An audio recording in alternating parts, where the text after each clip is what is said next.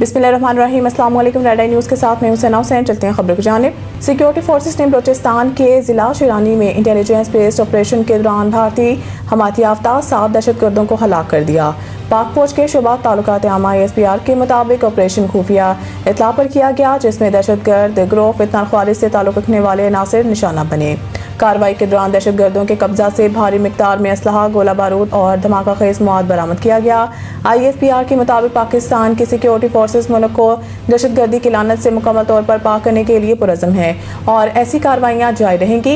इससे कबल भी बलूचिस्तान में सिक्योरिटी फोर्सेस की मुख्तलिफ कार्रवाइयों में भारतीय स्पॉन्सर्ड 18 दहशतगर्द हलाक किए गए, जिनमें से कोयटा के नवाह में सिक्योरिटी फोर्सेस के मुश्तरका ऑपरेशन में 10 दहशतगर्द मारे गए और जिला शिरानी में सिक्योरिटी फोर्सेस की कार्रवाई के दौरान 8 दहशतगर्द हलाक हुए। सिक्योरिटी ज़राए के मुताबिक कोयटा में फोर्सेस ने गजाबंद में भारतीय स्पॉन्सर्ड दहशतगर्दों के खिलाफ मुश्तरका ऑपरेशन किया। वहाँ पहाड़ी इलाके में इंटेलिजेंस इत्तलात पर होने वाली इस ऑपरेशन के दौरान शदीद फायरिंग का तबादला हुआ, जिसके दौरान सिक्योरिटी फोर्सेस ने भारतीय स्पॉन्सर्ड 10 दहशतगर्दों को हलाक कर दिया।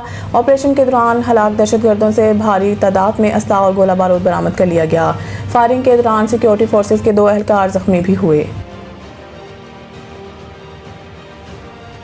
वज़ीर-ए-आज़म शहबाज शरीफ बैरून मुमालिक के 2 हफ्ते के तवील दौरे के बाद वतन वापस पहुँच गए। वज़ीर-ए-आज़म सऊदी अरब के 7 तारीखी सिक्योरिटी माहिदा करके रियाज के रास्ते न्यूयॉर्क गए और अब वो 2 हफ्ते के दौरे के बाद लंदन से इस्लामाबाद पहुँच गए हैं। वज़ीर-ए-आज़म शहबाज शरीफ ने दौरा अमेरिका में सदर डोनाल्ड ट्रंप से मुलाकात की।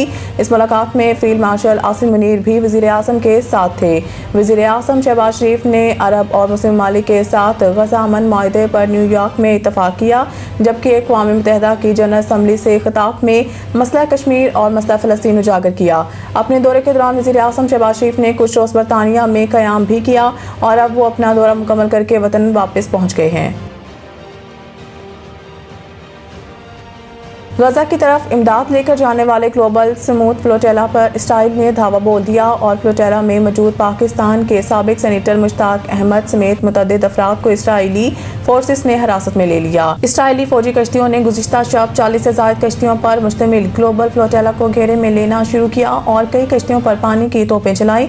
गजा के कहत ज़दा अवाम के लिए इमदाद ले जाने वाले इस फ्लोटेला पर पाकिस्तान के साबिक सेनेटर मुश्ताक अहमद और आलमी शोहरत याफ्ता समाजी रहनुमा ग्रेटा थंबर्ग समेत 500 के करीब अफराद सवार हैं। इसराइली वज़ारत ख़ारजा के मुताबिक फ्लोटेला में मौजूद तमाम कश्तियों को इसराइली फ़ौज ने कब्जा में ले लिया है और फ्लोटेला में मौजूद तमाम अफराद को इसराइल मुंतकिल किया जा रहा है, जहाँ से इन्हें यूरोप डिपोर्ट किया जाएगा।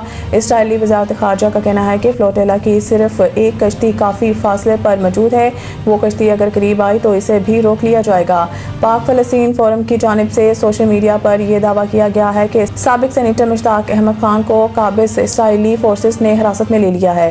पाक फ़लस्तीन फोरम ने मुश्ताक अहमद खान और ग्लोबल स्मूथ फ्लोटेला पर मौजूद दीगर अफराद की गिरफ्तारी के खिलाफ नेशनल प्रेस क्लब इस्लामाबाद पर धरने का ऐलान भी किया गया है। वाशिंगटन हमास के गैर मुसल्लह होने से इनकार के बाद अमीर कतर शेख तमीम बिन हमद अल सानी ने अमरीकी सदर ट्रंप से फ़ोन पर रब्ता करके गजा जंगबंदी मंसूबे पर तबादला ख्याल किया है। तर्जुमान वाइट हाउस कैरोलिन ल्यूट ने बातचीत की तफसील बताने से गुरेज करते हुए कहा है कि बातचीत हसास है, बताई नहीं जा सकती। व्हाइट हाउस तर्जुमान ने हमास की जानिब से मंसूबा मंजूर होने की उम्मीद भी जाहिर की। कैरोलिन ल्यूट ने कहा है कि सदर ट्रंप हमास को मंसूबे पर गौर के लिए डेडलाइन मुकर्रर करेंगे। ख्याल रहे कि इससे पहले अमरीकी सदर ट्रंप ने मंगल के रोज़ हमास को 3 से 4 रोज़ में जवाब देने का कहा था।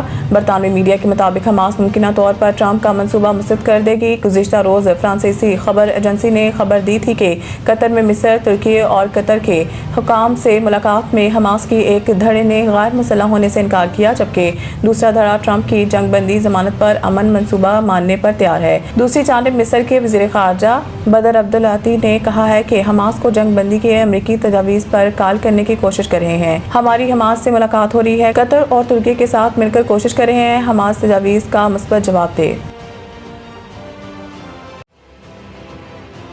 محکمہ موسمیات نے بحیرہ عرب میں موجود سسٹم کی شدت اختیار کرنے پر کراچی سمیت سندھ کے مختلف علاقوں میں ہلکی بارش کا امکان ظاہر کیا ہے۔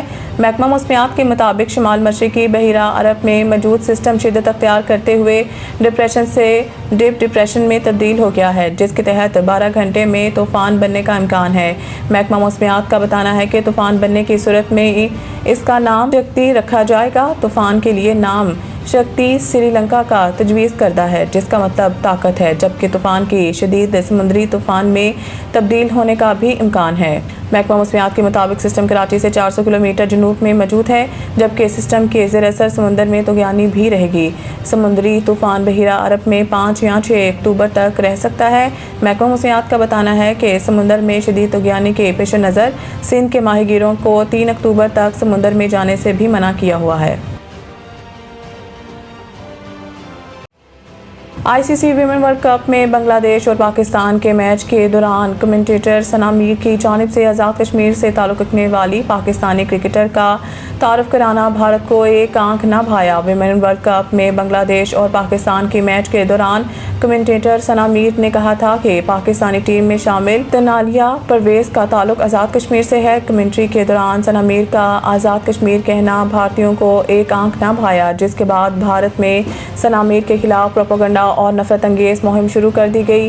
تاہم اب سابق کرکٹر اور کمنٹیٹر ثنا میر کی جانب سے اپنے خلاف چلنے والے پروپیگنڈے پر بیان سامنے آیا ہے۔ سوشل میڈیا پر جاری بیان میں ثنا میر کا کہنا تھا کہ افسوس کی بات ہے کہ اس معاملے پر عوامی سطح پر وضاحت دینا پڑ رہی ہے، تاہم بطور کمنٹیٹر یہ ہماری کہانی بیان کرنے کا حصہ ہے کہ کھلاڑی کہاں سے آتے ہیں۔ 2 اور ریجنوں سے تعلق رکھنے والی کھلاڑیوں کا بھی ذکر کیا۔